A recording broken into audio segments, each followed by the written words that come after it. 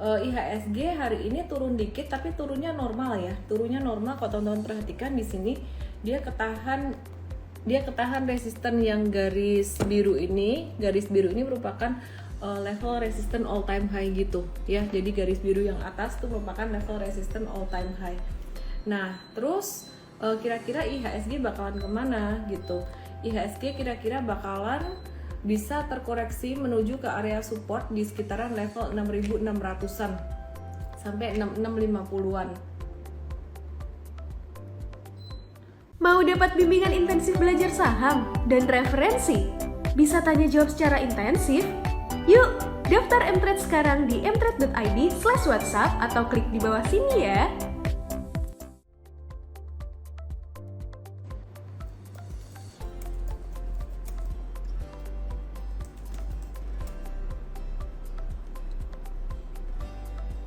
Hai semuanya, selamat malam.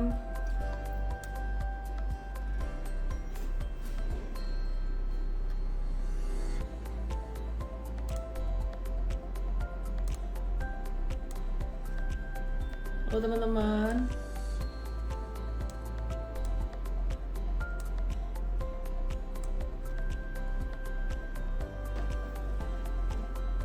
Ada Ronald Wijaya, ada Mas Bekti, Sutikna, ada Denny Angga, Susanti, Kowinton, dan kawan-kawan semuanya. Oke, karena malam hari ini aku agak-agak telat, jadi aku akan wrap up market ya. Jadi aku akan update market lebih cepat.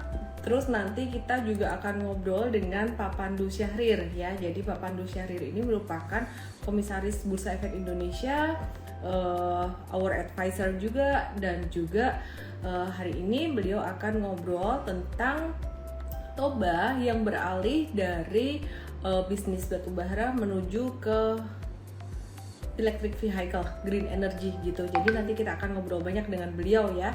Nah, saya akan bahas dulu tentang market nih.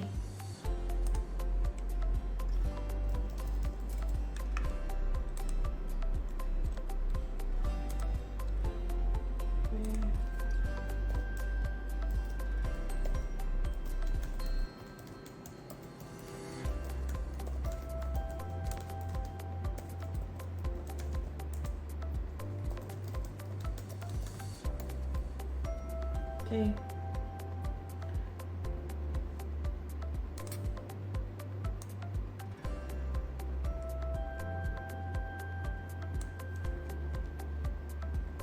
Saya bahas IHSG dulu ya teman-teman ya. Market bakalan gimana nih? Omicron masih naik terus, marketnya gimana? IHSG hari ini turun dikit tapi turunnya normal ya. Turunnya normal kalau teman-teman perhatikan di sini dia ketahan resisten yang garis biru ini. Garis biru ini merupakan level resisten all time high gitu ya. Jadi garis biru yang atas itu merupakan level resisten all time high. Nah, terus kira-kira IHSG bakalan kemana gitu. IHSG kira-kira bakalan bisa terkoreksi menuju ke area support di sekitaran level 6.600-an sampai 6.650-an. Oke, jadi masih bisa koreksi normal, tadi bisa sampai ke 6.650 terus kemudian mantul, ini masih bisa koreksi dikit lagi gitu. Nah, terus hari ini tadi koreksinya tuh kalau kemarin didorong oleh saham-saham tech related, hari ini juga koreksinya didorong oleh saham tech related juga teman-teman. Jadi salah satunya adalah EMTK tuh turun 4,5%, terus Bukalapak turun 4,2%. Kayak kursi aku terlalu turun deh, bentar aku naikin kursi dulu ya.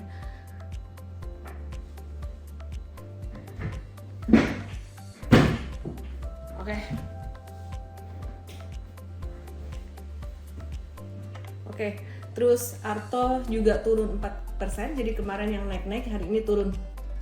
Nah, yang menarik adalah saham-saham dari sektor properti. Kalau sebelumnya kita nggak terlalu lirik sektor properti ini udah mulai aktif gitu ya, dengan keringanan untuk pajak dari pemerintah gitu ya. Terus jadi kita ada watch untuk sektor properti ini, ada BSDE, SMRA, dan juga CTRA. Dan sektor konstruksi yang tertinggal ini juga bisa mulai aktif ya, hari ini udah mulai aktif. Contohnya BSKT, PTPP, Wika, dan ADI gitu. Terus hari ini sektor batubara, baik komoditi batubara maupun juga komoditas lain seperti metals dan oil itu juga udah mulai aktif. Contohnya Medco yang udah sempet kemarin agak-agak stagnan dikit, ini tadi mulai naik lagi gitu ya. Nah terus untuk dari batubaranya sendiri kita lagi watch untuk PTBA, UNTR, ITMG dan juga Indi. Oke. Kita akan lihat saham yang aktif hari ini apa, habis itu kita lihat potensinya besok apa, dan kita nanti akan ngobrol dengan Pak Pandu Syahrir. Kita akan ngobrol tentang Toba yang beralih dari batubara menuju ke green energy atau electric vehicle gitu. Nah hari ini teman-teman investor asing tuh ada net buy lumayan gede, sekitaran 459,76 miliar atau hampir setengah triliun. Terus net buy-nya di saham apa aja? Yang paling banyak di BRI. BRI itu net buy sekitaran 235,5 miliar. Teman-teman kalau mau beli BRI secara teknikal ini juga belum banyak naiknya ya setelah konsolidasi lama gitu. Terus kemudian ada TLKM 60 miliar, Adaro 49 miliar, BCA 45 miliar dan BRI 39 miliar. Sahamnya itu aja yang asing net buy, dan hari ini yang paling banyak BRI ya. Oke, aku akan bahas Biden Gaming 86. Kamu nggak beli ESA sih, kamu nggak beli ESA, nggak beli Toba, banyak tuh yang naik ya. Jadi yang pas kamu beli pas turun, kamu nggak beli lagi yang naik ya nggak ikut naik. Indi, oke, Indi aku bahas ya nanti ya, sebentar ya. Aku start dari properti dulu aja karena properti ini udah banyak terkoreksi gitu, dan hari ini tadi udah mulai ada pantulan, jadi kita bisa watch.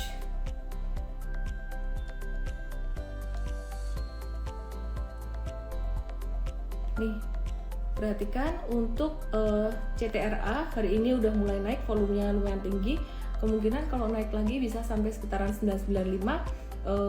Untuk CTRA habis itu konsolidasi dikit atau normal consolidation, terus kemudian bisa lanjut menguat lagi. Nah kemudian untuk SMRA ini fundamentalnya juga cukup menarik ya teman-teman. Terus kalau BSDE dia juga pre-salesnya bagus, kinerjanya bagus di laporan keuangan yang terakhir. Nah ini saham SMRA yang ini 2 hari terakhir tuh dia juga naik dengan volume transaksi yang cukup tinggi.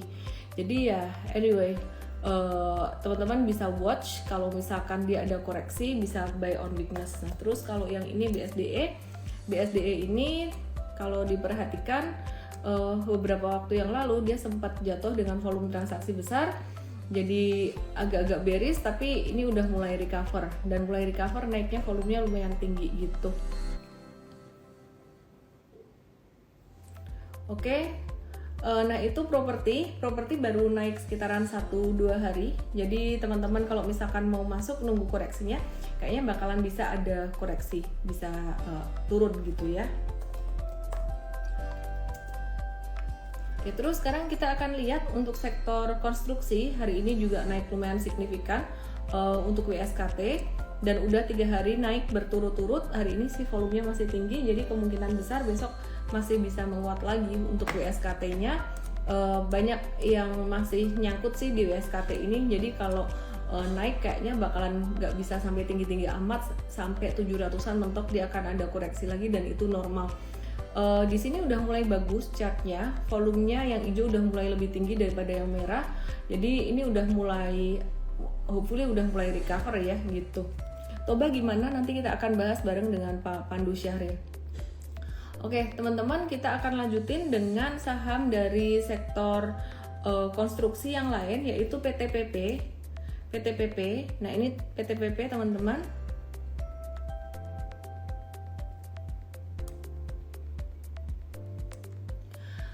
Dia juga udah mulai recover, tapi kalau kita lihat secara chartnya WSKT lebih menarik sih. Chartnya WSKT ini lebih menarik karena kalau dilihat dari sini ya, ini hijau lebih tinggi daripada merahnya ada beberapa kali, jadi akumulasinya dia lebih kelihatan di WSKT. Terus kita akan ke PTBA saat ini. PTBA tadi sempat jatuh lumayan dalam. ya, terus kena MA50 dan mantul. Ini kalau aku perhatikan PTBA ini cocok untuk swing trading juga. Kenapa? Karena dia fluktuasinya lumayan, dalam beberapa hari naik turunnya tuh lumayan. Jadi kalau teman-teman mau nge-hold PTBA nih, misalkan mau buy and hold agak lama, harus buy on weakness banget. Kalau enggak nanti kena ayunan atau kena swing ke bawah.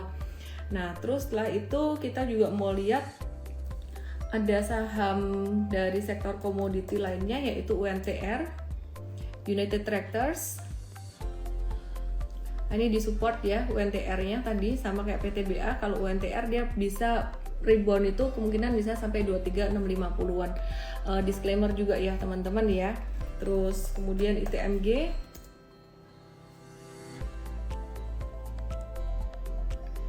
ITMG lagi disupport di sini. Kalau mau buy on weakness di sini lumayan low risk, sekitaran level 20500 sampai 20900-an. Terus di Mtrade tadi kita ada remind untuk buy on weakness saham London Sumatera Indonesia. Ini masih menarik meskipun 2 hari terakhir turun berturut-turut.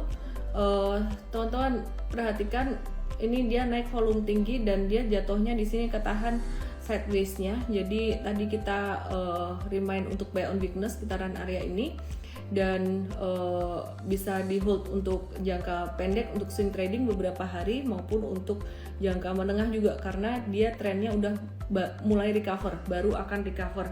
Nah, selain apa tadi ya, saham LSIP ya, selain LSIP dari sektor CPO, masih dari CPO kita juga lagi watch untuk DSNG. DSNG-nya ini patternnya juga bagus. Aku bersihin dulu chart aku.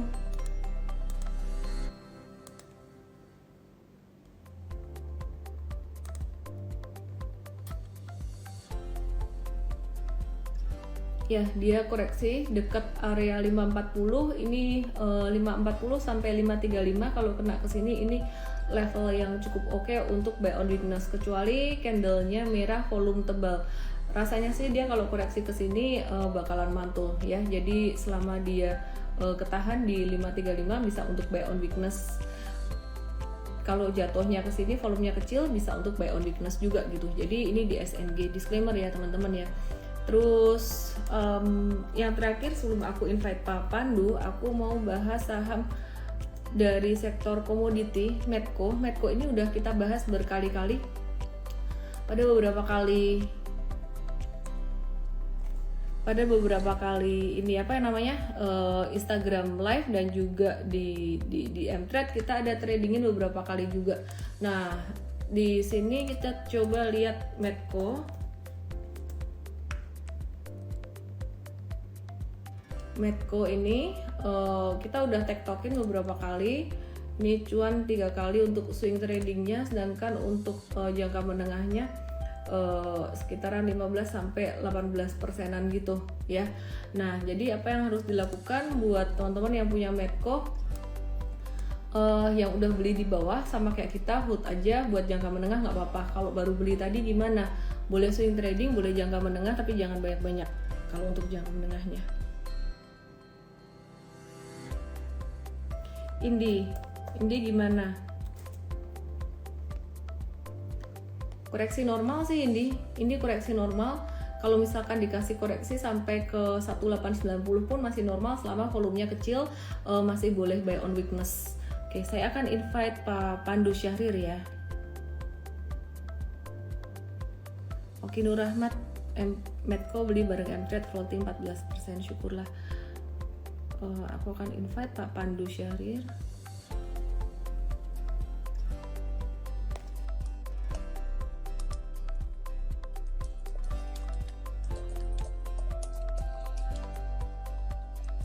Halo. Halo.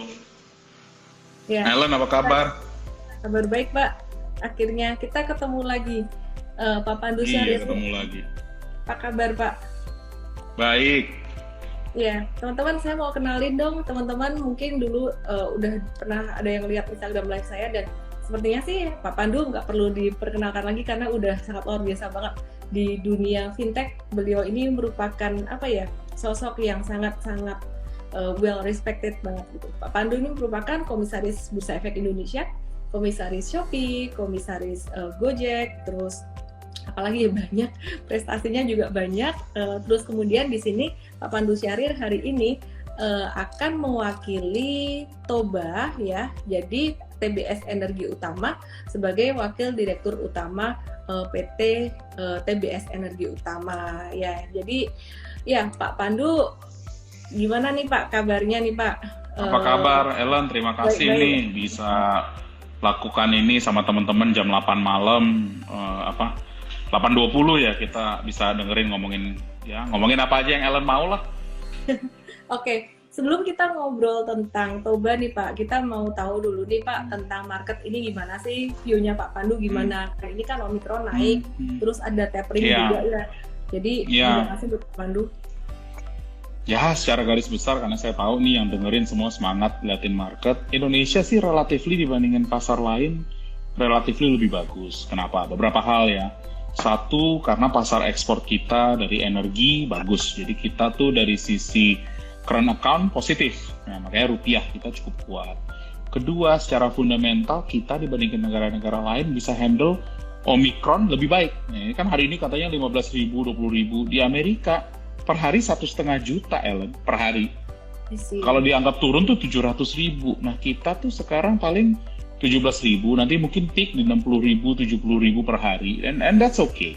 Kenapa? Karena sebagian besar masyarakat kita sekarang udah makin majority udah divaksin. Jadi saya juga salut kepada pemerintah sudah melakukan logistik yang amat baik, apalagi negara kita tidak memproduksi vaksin. Jadi di antara negara yang tidak memproduksi vaksin, saya rasa kita udah nomor 1 loh untuk memvaksinasi warga negara kita. Jadi itu juga banyak market apresiasi. Makanya kalau Anda lihat market Indonesia dibandingkan market yang lain cukup positif. Kenapa? Karena banyak dibantu oleh bisnis energi, banyak juga dibantu oleh bisnis yang fundamental yang ada. Dan saya rasa dari sisi sektor teknologi juga sebenarnya growth-nya bagus. Kenapa? Karena pangsa ekonominya juga bagus. Jadi makanya bisa dibilang 2022 pun saya rasa kita bisa mulai dengan optimisme yang cukup positif. Oke, menarik banget. Sebelum kita ngobrol secara spesifik tentang bisnisnya Toba, kenapa sih saya bahas Toba? Karena kemarin Entret sempat trading Toba, cuannya lumayan juga gitu. Kita makasih. Alhamdulillah. Ya, kita lupa disclaimer nih Pak. Kita disclaimer dulu ya. Jadi teman-teman, Please. Instagram Live malam hari ini tuh buat edukasi teman-teman semuanya, dan aku ngajakin Pak Pandu nih nggak gampang loh, aku bujukinnya tuh minta waktunya tuh susah banget gitu, jadi tolong jangan dibilang pom-pom gitu karena kita mau edukasi, jadi kalau ada untung rugi ya teman-teman nikmati sendiri dan antisipasi sendiri gitu. Sebelum kita ngobrol tentang Toba nih Pak, kita mau ngobrol tentang komoditi, baik batu bara atau CPO versus ini apa namanya yang green energy gitu ya. Jadi kalau komoditi sendiri sekarang gimana sih Pak prospeknya gitu? Ya, jadi ini saya juga disclaimer juga karena saya tuh sebenarnya pegawai pertama di Toba tuh. Jadi kita yang bikin logonya tahun akhir 2010. Jadi sebenarnya saya jujur karir saya sebenarnya dimulai di sini. Ellen, sebelum saya yang lain-lain tuh sebenarnya saya mulai karir sini, saya banyak belajar tentang Indonesia, saya belajar soal energi. Jadi ya saya investasinya sekarang hanya 2, energi dan digitalisasi secara garis besar ya. Jadi saya tuh banyak merasa beruntung, jadi bisa membawa Toba menjadi TBK dan sekarang ya arahnya ke sini lah. Nah tapi kalau Anda lihat tahun ini ya dan tahun depan dan tahun lalu, memang harga komoditas tuh banyak naik. Kenapa? Karena shortage of supply. Dan kebutuhan dari sisi energi primer sangat bertumbuh dengan pesat. Tapi seperti yang Presiden bilang di COP26, arah Indonesia ke depan adalah ke green energy. Kenapa? Karena kita ingin menjadi net zero carbon neutral. Kasarnya gini lah, semua aktivitas kita menghasilkan karbon. Jadi kita harus mencari lawannya yang bisa menghasilkan carbon neutrality. Kenapa? Karena kita, maksudnya pemerintah ya di sini ya, bilang bahwa memang climate change is real, bahwa climate change sudah pasti terjadi. Jadi kita di camp itu, dan untuk itu kita semua sebagai global citizen harus membuat perubahan. Nah, kami di Toba juga melihat, yes, saya jujur saya nggak bakal munafik, batu bara banyak membantu kita mencapai hari ini. Dan batu bara mungkin in the short term akan banyak bantu kita. Tapi tanggung jawab kita sebagai warga negara dan sebagai corporate citizen adalah bagaimana membuat perubahan bareng-bareng. Nah, jadi contohnya tahun lalu kami jual Python, saham kita di Python, pembangkit tenaga listrik yang mungkin salah satu paling besar di Indonesia. Uangnya buat apa? Kita lakukan 2. Buat renewable energy, dan kemarin yang kita announce, JV dengan Gotel membuat perusahaan yang bernama Elektro untuk membuat semua electric vehicle yang ada di bawah Goto itu menjadi electric vehicle. Kenapa? Gini deh, saya nggak usah ngomong cuannya gimana, uangnya gimana, karena saya yakin if it's a business yang positif buat semua stakeholder kita, itu akan positif buat semua shareholder kita. Kurang lebih itulah garis besar saya. Oke. Pak, mau nanya nih, kalau tentang Toba nih ya, teman-teman nanti saya akan bahas secara teknikalnya juga, tapi saya mau nanya ke Pak Pandu dulu.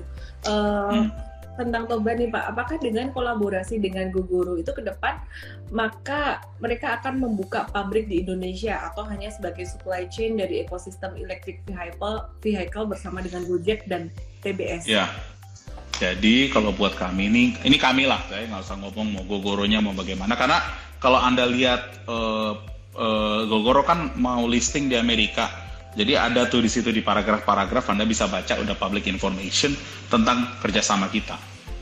Tapi sebagai garis besar yang bisa informasi publik, memang kita ingin manufacture, distribusi, dan di sisi baterainya juga, dan nanti juga financing untuk ini semua jadi semacam suatu ekosistem.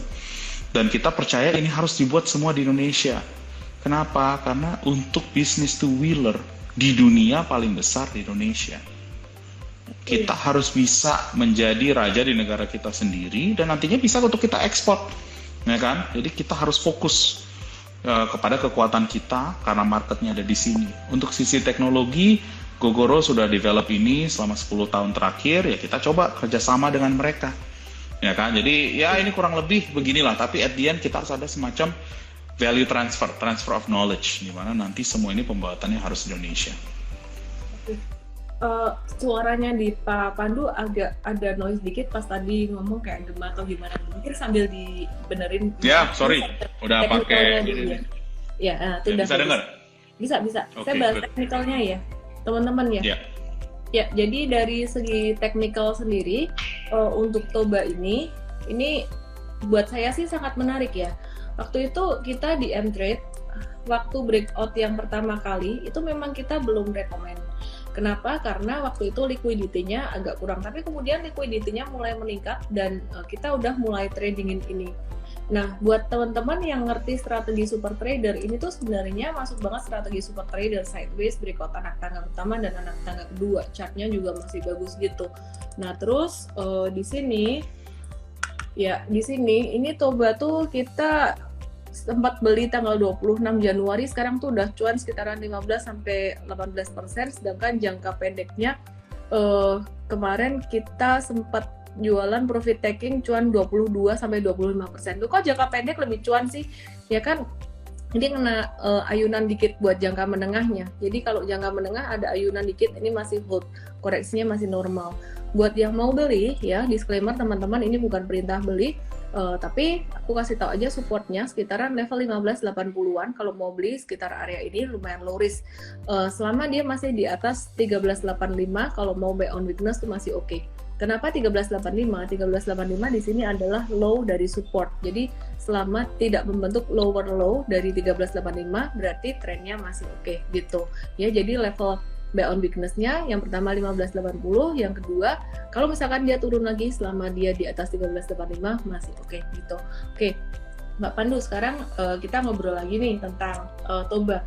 Nah, bicara tentang Gogoro ya, kerjasama dengan Gogoro ini kan untuk mengejar target Gojek dalam mentransmisikan 100% kendaraan listrik roda 2. Nah, apakah ke depan TBS ini juga akan mengembangkan untuk roda 4 juga? Ya, itu kita pasti terbuka lah, karena mau roda 2, roda 3, roda 4 kita harus lihat. Fokus utama kita, short term kita lihat dulu roda 2. Jadi tahun ini kita fokus lihat produk fit, kita lihat juga bahwa make sure bahwa produk ini akan dipakai secara massal. Dan memang ini mengikuti keinginan pemerintah 2030 ingin seperempat menggunakan electric vehicle dan 2050 100%. Nah, dari sisi kita, ya ini kan bisnisnya wide ocean, jadi kita invest aja, fokus ke sini, investasi besar-besaran ke sini, karena menurut kita eh, ini market yang potensinya luar biasa, bukan saja buat Indonesia, tapi juga buat regional. Jadi makanya kan kami melihat ini potensi yang harus kita fokuskan lah. And to be honest, Ellen, ini aku ngomong apa adanya lah ya, is something we must do. Kita harus lakukan ini. Bahasa saya ke teman-teman di Toba, kalau bukan kita, orang lain yang akan lakukan. Dan kalau kita nggak berubah, kita yang akan diubah.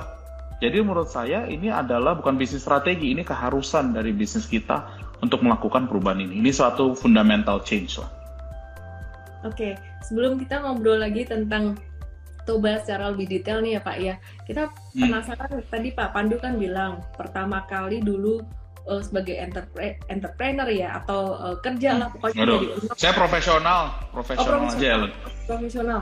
Yang pertama kali banget itu di Toba gitu. Itu gimana ceritanya tuh Pak dari awal? Jadi sebelumnya saya kerjanya sebenarnya dulu investment banking di Lehman Brothers, sekarang udah nggak ada gara-gara 2008 financial crisis. Saya kerja sebagai investment banker, kemudian saya kerja di private equity di New York City, terus saya direkrut sama om saya sama ibu saya tuh. Dia datang ke Amerika, rekrut saya, ya saya pindah untuk ngebangun sekarang yang namanya TBS. Ya saya belajar banyak, karena ya apa yang di New York sama di Jakarta ya beda sangat besar. Saya juga sempat tinggal di Samarinda beberapa bulan untuk belajar operasi di tambang. Nah, di situ saya belajar banyak lah tentang energi, belajar banyak soal stakeholder engagement, karena bisnis itu sesuatu yang sangat kompleks. Ya, setelah kita IPO, ya saya kemudian mulai belajar investasi lagi, karena background saya memang investment. Jadi di situ saya mulai investment startup ya, perusahaan-perusahaan yang tadi Ellen sebut, ada C, ya dulu namanya Garena, menjadi C, Shopee, terus Gojek, sekarang namanya Goto. Ya kenapa dulu saya invest ke sana?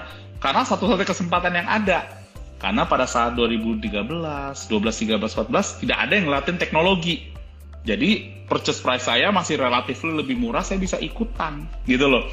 Belum banyak yang percaya. Sekarang 8 tahun kemudian bisa dibilang teknologi adalah bagian dari hidup kita. Nah, saya juga mulai membangun sendiri bisnis investment saya yang sekarang udah jauh lebih institutional, itu mulai dari 2017. Nah, dulu masih kecil lah, 50-70 million, sekarang udah kalau digabung-gabung almost 1.5 billion. Ya alhamdulillah, saya banyak bersyukur karena banyak sekali investor institusi yang masuk ke kita. Kalau Toba nih jujur it's my baby lah, karena kita mulai dari awal, saya dikasih kepercayaan sama keluarga ya.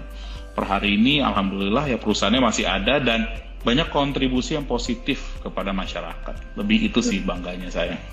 Oke, luar biasa banget. Pak Pandu ini merupakan sosok panutan aku banget juga nih. Aku banyak banget belajar dari Pak Pandu, sering aku kontak-kontakin juga. Ya, bener itu. Ellen hebat lah sebagai entrepreneur. Aku nih juga sekalian nih pada nonton live nih, aku banyak belajar sama Ellen, karena dari seorang entrepreneur, mulainya juga dari chat kan Ellen ya. Habis itu jadi seorang ibu. Jadi ibu tuh susah loh, padahal dari seorang ibu yang susah bisa membuat bisnis juga yang sekarang menjadi luar biasa. Makanya saya sih waktu Ellen minta siap gerak aja. Makasih banyak Pak Pandu. Jadi Pak Pandu ini merupakan advisor dari M-Trade juga ya teman-teman. Hopefully nanti M-Trade juga bisa kasih layanan lebih baik lagi berkembang bersama Pak Pandu. Oke. Insya Allah. Ya. Ini saya bahas dikit komentar dari audiens. Ada yang bilang gini nih, Pak Kara.Benta. Semua kayaknya lagi main EV deh, baterai, dan boom, short term naik, abis itu 2 tenggelam, colek, Antam, Indi, Harum, BTBA, apalagi ya. Aku boleh kasih komen dikit nih buat mengarahkan. Boleh, silakan. Ya, jadi gini nih teman-teman, ada 2 view yang namanya teman-teman pasti tahu dong ya, investment dan juga trading gitu. Nah, kalau biasa investment yang saya sebut kayak misalkan ngisi ember dengan batu besar dulu, itu kan saham-saham yang udah big caps dulu gitu ya. Teman-teman kalau pernah ngikutin seminar multi-bagger yang ada di M-Trade, itu beda. Itu saham-saham multi-bagger adalah saham-saham yang dulunya belum naik, yang masih biasa-biasa aja dilihat secara fundamental, kemudian dia naik. Dan pas turun itu koreksinya juga lumayan banget gitu. Jadi mungkin teman-teman sempat melihat saham-saham yang udah naik tinggi kayak dulu Saratoga, Asa, Arto yang udah naik banyak banget. Dalam perjalanan naik banyak banget ini dia juga sempat turun lumayan. Jadi naik, turun dalam, terus naik lagi. Sekarang view-nya gimana? Teman-teman mau trading atau mau investing? Kalau mau trading berarti pakai aja chart. Kalau turun langsung jual gitu. Tapi kalau teman-teman mau investment, kita harus benar-benar paham secara fundamentalnya, dan kalau ada koreksi atau turun itu justru malah kesempatan untuk masuk lagi buat para investor. Memang strateginya berbeda. Tapi untuk investor ini teman-teman harus benar-benar paham fundamental, dan intinya tuh cash is the king, jangan semuanya all in. Jadi kalau mau beli ya belinya bertahap aja, justru kalau buat investor ketika dia turun justru malah dibeli gitu. Maka dari itu kita mau belajar nih fundamentalnya Toba tuh gimana gitu. Pak, kalau untuk Toba sendiri nih Pak ya, bicara tentang fundamentalnya. Nah, teman-teman kan mau belajar tentang fundamental. Mungkin Pak Pandu bisa ceritain dikit nih tentang fundamentalnya Toba ini gimana?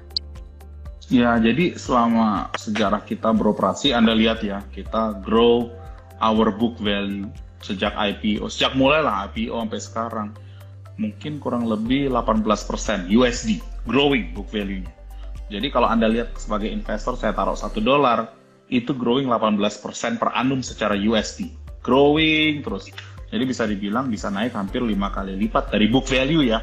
Karena ini ngomong investor ya, saya nggak ngomong saham, saya lihat sebagai investor, saya ngeliat book value growth. Kenapa? Karena return seorang investor tuh hanya dua, dividend and growth of book value. Right? Saham itu adalah menilai bagaimana future growth dari suatu perusahaan. Kalau saya lihat tahun depan ini, 2022 aja deh, saya nggak bisa lebih dari itu, karena kalau saya bilang saya lebih ngerti dari itu, saya pasti bohong sama Ellen dan para pemirsa yang lagi nonton sekarang. 2022 harga batu bara cukup baik. Kenapa? Karena ada shortage ini. Dan lagi pula barusan ada bulan Januari kalau saya nggak salah kan, pemerintah melarang ekspor. Jadi itu membuat shortage yang lebih besar lagi. Melarang ekspor batu bara yang sekarang sudah mulai jalan. Saya rasa harga batu bara akan elevated at least the first 6 to 7 months of this year sebelum normalize lagi di kepala 100-120. Yang artinya apa? Cash flow akan kuat. Untuk siapapun yang berinvestasi di perusahaan batu bara, cash flow dari perusahaan itu akan kuat. Pertanyaan yang paling fundamental buat teman-teman adalah what is the use of cash flow? Hanya ada dua, either dividend atau buat growth. Itu yang harus ditanyakan. And the growth itu purpose-nya buat apa? Jadi kalau saya bilang, kalau saya pasti akan lihat ya renewable dan juga EV. Kenapa? Karena valuation multiple dari dua bisnis itu jauh lebih tinggi dibandingkan balik ke sektor batubara. Jadi we are investing in a business that has high growth potential and higher valuation. Ya terserah lah, Anda bisa bicara sama Ellen atau segala berapa sih valuation multiple untuk bisnis renewable energy dan EV. Ya kan, tapi jangan lupa EV kita masih lama nih, it takes time. Kan nggak mungkin tahun depan earnings-nya datang. Seperti yang udah kita share, this will take about 2-3 years minimum to develop this business. Karena ini investasi yang besar. Tapi we are thinking very big picture. Kenapa? Kita thinking about the entire Indonesian market. Risk-nya ada? Pasti ada. Kalau nggak ada risk ya bohong lah kita. Tapi we are thinking about capital allocation. Alokasinya kemana? Di luar itu kita juga berinvestasi, Ellen. Jadi saya mikir bisnis energi ya. Bisnis energi itu kan di Indonesia market. Tapi teknologi advancement-nya di mana sih kalau di bisnis energi dan EV? Semua di develop market. Di Amerika, di Eropa, di Jepang, di Korea, di Cina, di situ kita harus invest. Walaupun kita nggak punya majority, kita bisa invest minority di perusahaan-perusahaan itu yang punya strategic interest buat kita. Yang kita minta in return adalah bagaimana kita bisa mempunyai market Indonesia eksklusif kita. Kurang lebih itu. Jadi we have to think big picture di mana kita bisa mempunyai knowledge di upstream yang bisa kita bawa ke downstream. Downstream itu adalah market Indonesia. Upstream itu apa ya? Jualan otak, jualan teknologi, Ellen. Dan dari sana itu kita harus lihat market di Amerika, di Eropa, di negara yang sudah well developed. Dan di situ kita harus berinvestasi juga di sana. Karena itu future of energy industry dan future of electric vehicle industry. I see. Toba ini kan baru aja ganti nama ya Pak ya. Jadi PT TBS Energi Utama di tahun kemarin. Yeah. Expansifnya di bisnis listrik gitu. Jadi apakah Toba bakalan ninggalin bisnis batubara ke depan? Kita udah bilang kita nih lab batubara kita the next 10 years akan makin scaling down. Jadi kita nggak reinvest ulang banyak ke batubara, kita reinvest banyak kedua bisnis tadi, renewable ke electric vehicle, dan teknologi yang menyangkut dua itu. Itu aja. Jadi sangat fokus, Ellen. Kita hanya fokus ke renewable energy, ke electric vehicle, dan ke teknologi yang akan membantu dua industri itu. Jadi Anda akan lihat ke depan kita akan berinvestasi ke beberapa perusahaan yang menurut saya very forward looking di industri, di dua industri itu. So don't be surprised by that. Oke, iya. Jadi kalau kita perhatikan, berarti memang visinya, goalnya untuk electric vehicle ini jangka panjang banget ya. Saat ini harga batubara naik, pastinya Toba juga mendapatkan keuntungan dari kenaikan harga batubara. Tapi benar-benar view-nya ke electric vehicle. Nah, kalau bicara tentang bisnis electric vehicle sendiri, ini yang menarik apa sih, Pak? Wah, Indonesia pasar paling besar, per tahun 12 juta motor dijual. Ya, Anda lihat dari sisi potential omset yang bisa dihasilkan ini salah satu market terbesar di dunia, atau mungkin market terbesar di dunia untuk electric two-wheeler electric vehicle. Di mana kita ada 3 bisnis. Satu dari sisi nanti manufacturing-nya, kita akan ada bisnis dari sisi distribusi listrik, karena kita melakukan swapping, teknologi swapping, dan yang terakhir tentu dari sisi financing-nya. Jadi kita ingin membangun ekosistem. Itu aja sih. Jadi ya nanti kita akan cerita lebih lanjut, tapi udah kita share itu ke publik. Kita akan fokus ketiga itu, ya kan? Tapi ya nanti Anda dengarlah, setiap quarter kita akan menginformasikan sesuatu yang baru, setiap 6 bulan kita informasi yang baru. Fokus kita hanya satu. Jadi saya ini nggak mau halu lah. Kita mau membuat produk yang bakal diterima masyarakat banyak dan masyarakat ingin memakai produk kita. Itu aja. Dan ini akan banyak benefit bukan saja kepada customer, jadi juga kepada lingkungan dan kepada stakeholder. Jadi saya nggak mau terlalu halu lah. Saya mau fokus itu aja. Oke, menarik. Sekali lagi teman-teman yang nanya mau beli di harga berapa, terus mau HK atau hajar kanan, disclaimer ya teman-teman ya. Jadi saya bahas secara teknikal aja.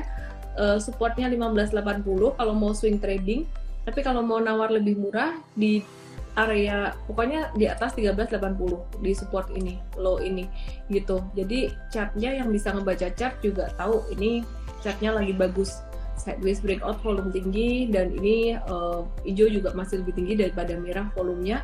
Jadi ya berinvestasi lah sebesar senilai dengan nominal yang teman-teman siap dengan resikonya gitu. Jadi jangan all in semuanya. Yang namanya market tuh ada fluktuasi. Oke, Pak Pandu mungkin bisa share ke kita nih Pak untuk tips manajemen resiko dalam berinvestasi. Jadi ini cara saya ya, cara saya sama Ellen mungkin berbeda loh, sama teman-teman juga beda. Kalau saya tuh selalu pengen investasi di perusahaan yang saya benar-benar tahu. Saya pengen tahu bisnisnya arahnya kemana, ngerjain gimana, dan manajemennya orangnya harus ngerti, jujur, dan maksud saya fokus.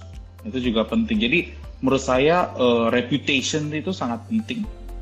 Cara kerja sangat penting. Jadi everything about reputation. Oke. Saya ngerti lah di sini banyak juga investor yang daily trading. Saya juga tahu ada yang long term. Saya juga sebenarnya kalau invest saham nggak kalau apalagi kalau equity ya, saya cukup concentrated sih. Nggak bisa karena saya juga komisaris bursa, maka saya udah outsource semua ke fund manager, dan fund manager saya cukup concentrated. Paling posisinya 10-15. That's it. Ya kan? Dan invest big. Meaningfully di perusahaan itu. Jadi narasi perusahaannya jelas, ceritanya jelas, dan manajemennya jujur dan punya value yang bagus. Udah itu aja. Tapi itu banyak kerja keras loh, karena kesannya gampang, jalaninnya susah, iya kan? Karena untuk mencari narasi yang jelas, perusahaan yang jelas itu juga susah. Karena kan ada berapa sekarang? Ellen, 800 something perusahaan TBK. Bagaimana memilih 10-15 yang sesuai?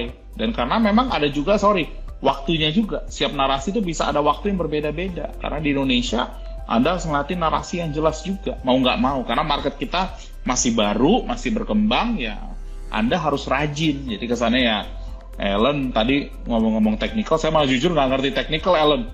Kamu jauh lebih ngerti daripada saya, malah kamu yang lebih tahu saham saya daripada saya sendiri. Saya hanya tahu full value, menurut saya value saham saya seberapa. Gitu loh. Jadi ya, kurang lebih sih kepada teman-teman, jangan lupa harus selalu belajar. Cara saya sama Ellen mungkin berbeda. Saya very concentrated, saya harus tahu downside protection saya berapa. kalau membeli saham ya kan, membeli saham TBK ya kan. Jadi saya harus lihat beda, karena kebanyakan Ellen juga tahu sebagian besar perusahaan yang saya investasi masih private companies, perusahaan baru, banyak kan venture segala ya kan. Jadi perusahaan-perusahaan yang masih young companies. Tapi untuk TBK saya jujur quite concentrated di TBK. Oke. Kalau sekarang kita bicara tentang investasi di perusahaan TBK, Pak Pandu lebih mengarah pada mungkin tetap mix ya. Secara proporsi, sebagai komisaris bursa boleh nggak sih saya tanya ini? Saya nggak bakal bisa jawab spesifik company ya. Tapi yeah. Arah terbesarnya saya bisa share lah. Mungkin lebih ke arah old economy atau ke new economy sih Pak? Gini, jadi gara-gara raising Fed fund rate yang tinggi, ini juga menurut saya market kita ini terlalu dependent apa yang dilakukan Amerika. Jadi Amerika naikin Fed fund rate, cost of capital di seluruh dunia naik. Jadi yang terjadi memang ada technical flow. Technical flow naik, nyarinya cash flow, bukan nyari growth. Jadi memang ada shift. Tapi kalau saya lihat di Amerika sekarang, ini personal opinion ya. Jadi this is my personal opinion. Ada overselling di growth, ada overbuying di value atau di cash flow. Jadi sebagian cash flow valuationary rating, malah yang high growth terjadi de-rating.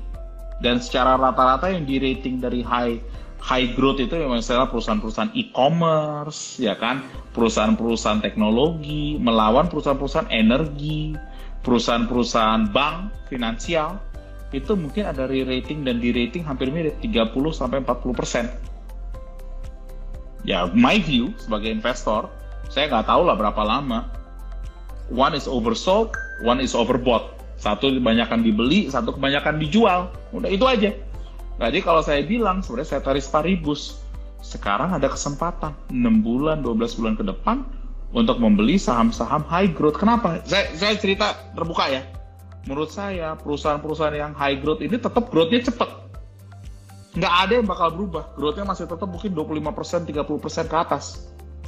Hanya ekspektasi yang berubah dan cost of capital berubah. Tapi untuk perusahaan-perusahaan yang besar, sebenarnya kan cash mereka banyak. Ini menjadi barrier to entry. Mereka menjadi semakin kuat. Kenapa? Karena lawan-lawannya tidak bisa meraising capital. Jadi misalnya misalnya perusahaan teknologi konglomerasi lah, yang cashnya ya 20 triliun ke atas. Mereka akan semakin kuat karena ini. Mereka bisa punya waktu untuk buying opportunity. Untuk membeli cash flow, gitu loh. Ya kan, jadi kenapa? Karena kan masalahnya sekarang lawan-lawannya udah nggak bisa lagi fundraising. Semua capital akan lari kepada perusahaan yang terbesar, gitu loh. Jadi menurut saya, actually, ya ini saya malah reverse ya. Setiap kali orang jual, tergantung pada harga, saya pasti ngeliat, ini waktunya buat beli. Gitu loh. Dan menurut saya per hari ini, there is a tendency oversold di high growth, malah banyak buying di old economy, bahasanya tadi Ellen. Gitu. I see. Ya, ini saya mau nanya juga, mungkin agak-agak out of topic dari yang tadi dan juga sedikit agak out of dari Toba juga. Bentar lagi kan Gojek Tokopedia IPO ya Pak, dan juga teman-teman dari perusahaan tech bakalan IPO juga, sehingga bobot dari indeks teknologi itu bakalan jadi tambah gede gitu. Pastinya ini juga akan mempengaruhi strategi dari teman-teman dari fund manager, asset management reksadana untuk mungkin agak-agak switching ke situ gitu. Kalau menurut Pak Pandu gimana nih? Apakah ini itu normal? Iya, bakal menurut saya depan. Ya, kalau Anda lihat di US top 10 company belum berubah even dengan devaluation yang terjadi. Top 10 companies di Amerika tetap majority adalah perusahaan teknologi. Di Indonesia baru mulai. Malah bisa dibilang, karena kan adopsi teknologi di Indonesia cukup cepat. Jadi menurut saya, bisa aja dalam waktu 3-5 tahun ke depan, bisa 3 atau 5 perusahaan top 10 di Indonesia, perusahaan teknologi. Kenapa? Karena teknologi itu inevitable, menurut saya. Inevitable, pasti terjadi. Pertanyaannya seberapa cepat. Ya, menurut saya dengan sekarang nih COVID, kita sekarang masih meetingnya aja masih melalui Instagram, Ellen. Ngomong sharing dengan pemirsa, karena ini cara paling efisien untuk distribusi informasi, betul kan? Ya, dengan melakukan ini ya pasti kita ini udah berasa saya irreversible trend. tidak bisa diputar balik. Kita akan menggunakan teknologi untuk sharing information. Itu udah pasti terjadi.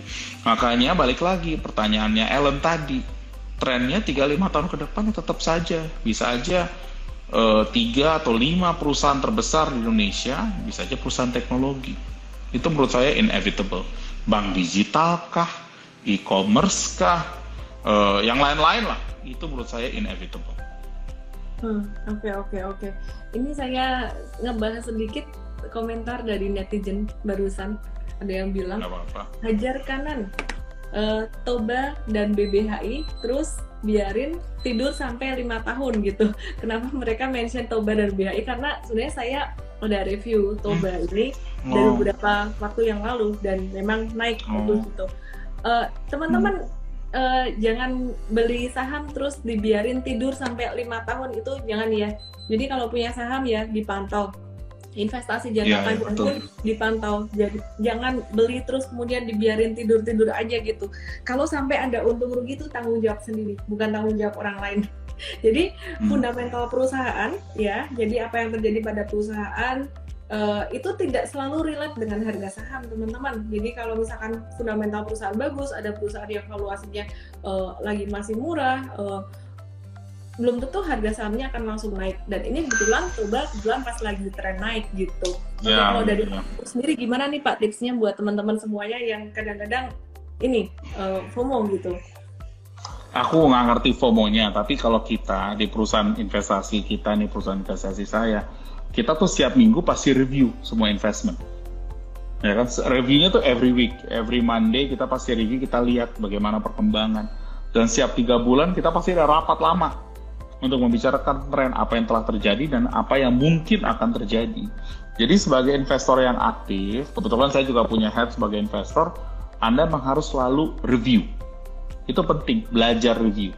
Even kalau Anda hanya sendiri, Anda juga punya, karena masalah ini uang Anda semua nih, ya kan, bukan uang orang lain. Jadi kalau uang Anda, gini lah, earning money kan difficult ya, susah kan, earning your own money. Tapi to grow your money, uang yang sudah Anda punya dan dicoba dibikin lebih besar lagi, itu sesuatu yang memerlukan disiplin. Jadi jangan juga dibilang, ya udah aku tidur aja deh. Anda lihat terus. Karena ini kayak ya bayi Anda, etc. Ya Anda harus punya care untuk investasi Anda. Dan ini jangan di-outsource. Anda harus lakukan sendiri. Ya menggunakanlah misalnya C. Ellen dan yang lain-lain sources yang ada untuk selalu belajar. Ini saya jujur juga, saya sebagai investor juga selalu ngelihat kita tuh nggak pernah tahu semua. Kita setiap hari belajar aja. Market itu selalu membuat Anda humble. Ya kan? Karena itu penting, karena the humility is important. Anda harus selalu tahu bahwa Anda nggak berarti Anda yang tahu semua. Gitu. Itu penting. Iya. Aku setuju banget. Market itu yang membuat kita humble. Jadi karena market itu naik turun, kalau teman-teman udah ngikutin satu cycle, itu bakalan bikin humble gitu. Kalau baru ngikutinnya cycle pas naik terus, tahun-tahun naik gitu ya, pas cuan-cuannya, nanti pasti jadinya kayak gue tuh pinter gitu, aku tuh pinter. Iyalah. Begitu ngerasain crash, saya ngerasain pertama kali 2008 waktu itu Pak. Waktu itu jadi dari berasa pinter jadi berasa bodoh. Iyalah. Terus belajar. Aku 2003, 2008, 2013, 2018, 2020. Ada 4 tuh. Baik di market di Amerika sama market di Indonesia. Dan setiap kali ya mau pakai fundamental atau apa, Anda juga tahu ada technical juga. You have to know it, gitu loh. Karena untuk always keep your money, Anda juga harus punya likuiditas. Jadi itu saya juga belajar. Anda boleh fundamentalnya sekeren apapun, tapi kalau Anda lihat technicalnya lawan, ya mau gimana? Jadi harus belajar mendengar lah, gitu loh. Aku belajar banyak mendengar. Iya, teman-teman ini banyak yang ini lagi ya, nanyain tentang harga, terus technical, fundamental. Jadi sekali lagi teman-teman ya, kalau bicara tentang satu saham yang growth-nya nanti harga sahamnya tinggi, itu nggak mulus naik turunnya kayak anak tangga gini terus, itu nggak loh teman-teman. Jadi mungkin suatu hari nanti, probably ya, aku mengarang indah aja, berkhayal. Saya cuma mau manage your expectation ya teman-teman ya. Ya, ini misalkan dia kayak gini, seandainya kayak gini ya, kayak gini. Nah, Bentar, aku tarik dulu ke sini. Misal ya, ini misal aja ya. Bukan berarti aku bilang Toba bakalan begitu. Mungkin suatu hari dia akan bisa turun koreksi begini. Dan ini wajar kalau fundamental masih bagus, perusahaanku masih bagus fundamentalnya, dia kan setelah turun kayak gini, dia bisa naik lagi gitu. Nah, aku ngomong emiten yang lain nih. Misalkan contohnya ada ini kebetulan pas lagi turun dia. Tapi kalau teman-teman perhatikan dulu ya, si ini Asa Adi Sarana Armada itu dia sempat dalam perjalanannya naik tuh dia sempat jatuh koreksinya lumayan juga gitu. Terus ini sempat yang kita bahas dalam seminar saham multi bagger beberapa waktu yang lalu. Ini Saratoga dulu sekitar harganya 700-an breakout naik. Nah, pas dia naik, ini kan nggak mulus-mulus juga, sempat dia jatuh juga gitu. Jadi you have to understand the fundamental benar-benar sih story-nya gimana, dan itu kayak kata Pak Pandu tadi dicekin tiap minggu gitu. Jadi dicekin tiap minggu, bukan cuman kayak ditinggal tidur gitu aja. Sekali lagi ya teman-teman, ini aku ulang-ulang buat manage your expectation. Jangan dibilang nanti abis IG Live harus naik atau turun atau gimana, nggak kayak gitu.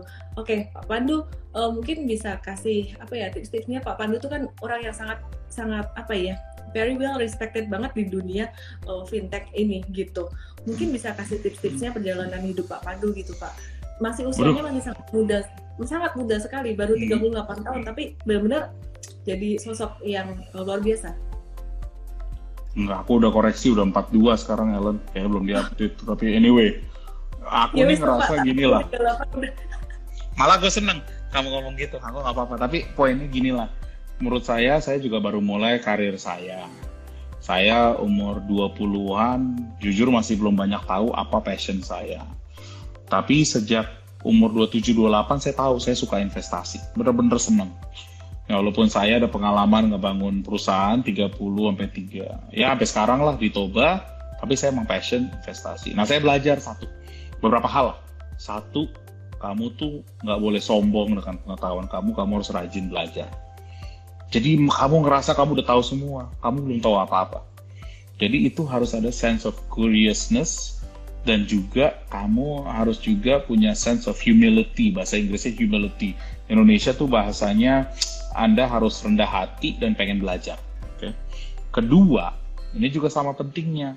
Apapun industri yang kamu investasi, kamu tuh harus berguna buat orang itu dan perusahaan itu. Jadi kamu harus selalu cari kenapa sih kamu berguna buat perusahaan itu. Ya kamu harus kerja keras untuk menjadi berguna. Jadi untuk menemukan ciri-ciri kamu lah, siapa sih kamu gitu. Kalau nggak kan Ellen, kita juga nggak mungkin ngomong apa sih gunanya, ya kan? Dan gunanya tuh bisa dibagi-bagi. Guna dari sisi knowledge yang cukup dalam, jadi Anda harus bisa mendalami sesuatu dan punya passion. Kedua, emang kamu niatnya selalu ngebantu. Kalau kamu punya niat selalu ngebantu orang, ngebantu perusahaan, ngebantu founders, orang will always find you useful. Kenapa? Karena kamu ngebantu seseorang pakai hati. Bukan hanya gara-gara ingin transaksi. Itu beda. Jadi kayak sama Ella, saya bilang ini adalah life journey kamu. Kamu dari sini menjadi ke sini, kamu ingin ke sini, ya. Poin A, B, C. Jadi long term. Di situ orang akan hargain kamu dan kamu akan menjadi selalu useful, berguna buat orang itu. Jadi ya buat saya harus memegang beberapa value yang menurut saya cukup penting. Satu adalah Anda harus punya level of humility, nggak sombong, rendah hati. Yang kedua, Anda juga perlu melakukan sesuatu yang bisa berguna buat banyak orang atau buat perusahaan yang Anda investasikan atau buat founders. Itu aja sih, Alan. Saya sih nggak terlalu kemana-mana lah. Saya hanya fokus dua itu. Dan kalau investasi saya hanya dua kan. Saya hanya di energi, transisi energi dan digitalisasi. Itu aja. Kalau dibilang banyak orang suka juga, kamu tuh di mana-mana. Ya mungkin yang di mana-mana itu jadi Anda bilang itu di mana-mana. Gitu loh. Karena kita fokus ngebantu membuat perusahaan menjadi yang lebih berguna buat banyak orang. Itu aja sih, Alan. Oke, kalau aku bisa tambahin ya teman-teman ya, yang aku pelajari dari Pak Pandu adalah, dulu kita pernah interview kan, Pak Pandu, teman-teman pasti tahu juga.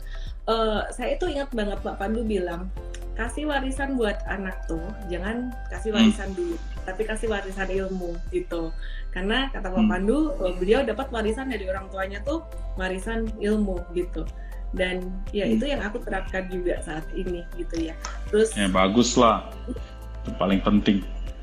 Terus yang kedua nih ya teman-teman, jadi orang yang bisa dipercaya tuh penting banget.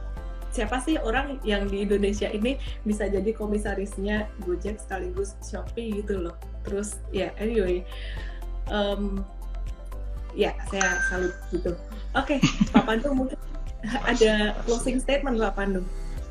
Ya, jadi menurut saya ini terima kasih teman-teman udah mau dengerin tentang cerita Toba.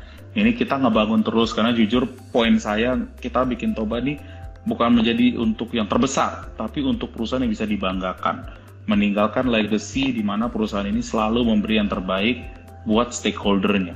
Dan berguna. Jadi saya balik lagi ke values. Tadi si Ellen bilang soal anak nih, ini kayak ngasih anak ya Ellen ya.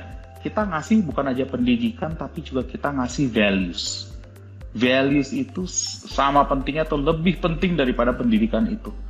Jadi orang yang punya level of humility, rendah hati, orang yang mau kerja keras, ya kan, dan orang yang mau berbagi, menjadi orang yang berguna buat masyarakat. Ya Toba itu aja. Kalau saya mau ngomongin Toba, ya itulah Toba. Apapun yang saya lakukan, misalnya sama Ellen juga sama, ya itu aja. Kita mau menjadi berguna buat banyak masyarakat. Jadi ya nanti kalau ada pertanyaan ini fundamental, ya kita kerja dengan hati, kerja bener aja lah. Nggak usah yang lain-lain ya. Nantinya insya Allah in the long run, kita semua make money well, tapi juga kita happy dengan apa yang kita kerjakan.